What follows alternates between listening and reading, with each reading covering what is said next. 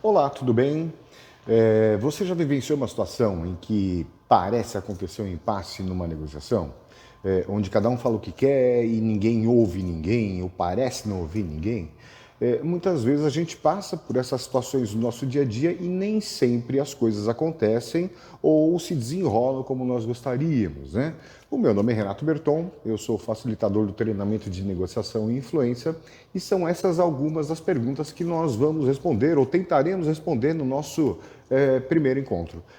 Existem muitas formas de lidarmos com situações como essa. E uma delas é a proposta que nós trazemos pelo projeto de negociação de Harvard. A proposta do projeto é que as coisas funcionariam melhor, os acordos seriam mais bem tratados se houvessem critérios lógicos de solução de problema. Aliás, a ideia central do projeto de negociação de Harvard é que as partes envolvidas compartilhem o problema e se responsabilizem pela solução do problema. E para se responsabilizar pela solução do problema, que sejam estabelecidos critérios lógicos, uma comunicação clara, responsabilidades muito bem definidas, né? Quando você pensa dessa forma, quando as pessoas se comportam dessa maneira, elas agem pensando que um acordo negociado é melhor que um não acordo.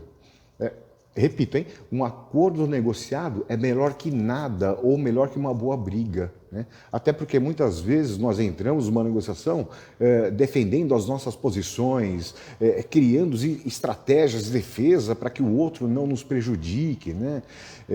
Ou tentando estabelecer estratégias de ataque porque você acha que atacando o outro você pode se beneficiar. Quando você pensa dessa forma, quando você se comporta dessa forma, é porque o objetivo principal de uma negociação não é atingir um propósito ou um resultado, um objetivo. O objetivo principal desse tipo de pensamento é satisfazer uma necessidade pessoal. Entenda como satisfazer uma necessidade pessoal como a tua vontade de ganhar do outro, ganhar mais do que o outro, ou então fazer o outro perder, né? E para tentar entender um pouquinho, ou pelo menos para tentar responder um pouquinho essas questões, é importante a gente entender o que é o conceito de negociação. Basicamente, negociação é um processo aparentemente conflitante, onde duas ou mais partes elas interagem procurando achar um problema, ou a solução para um problema. E essa solução ela depende da opinião ou do acordo, do firmamento dessas duas partes ou mais envolvidas, né? Cada parte envolvida, normalmente, ela toma uma posição numa negociação. Mas por trás dessas posições, existem os fatores motivacionais. É isso que a gente chama de posições e interesses.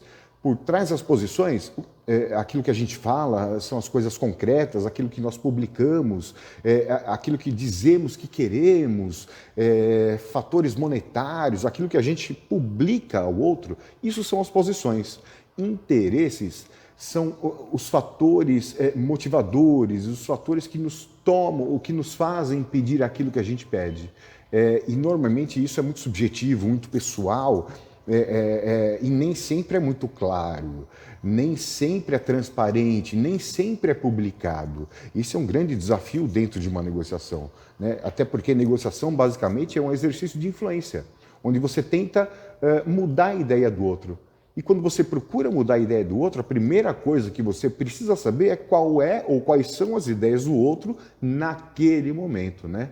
Se colocar na posição do outro, tentar enxergar o mundo como o outro vê, como o outro sente, tentar entender o que motiva, o que sensibiliza, o que emociona o outro, é um exercício muito importante. É isso que a gente chama de empatia, na verdade, né?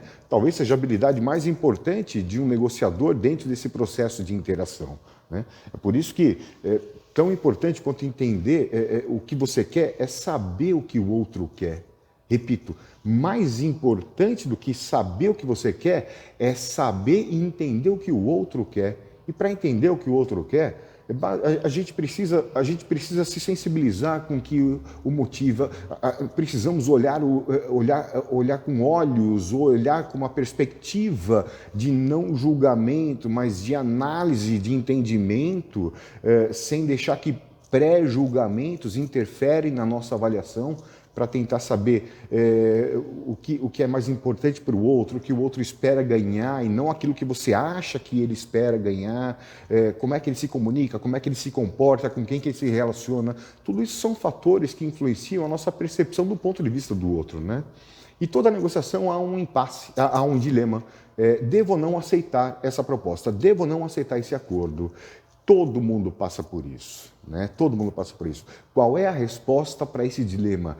Posso aceitar esse acordo e refazê-lo mais tarde?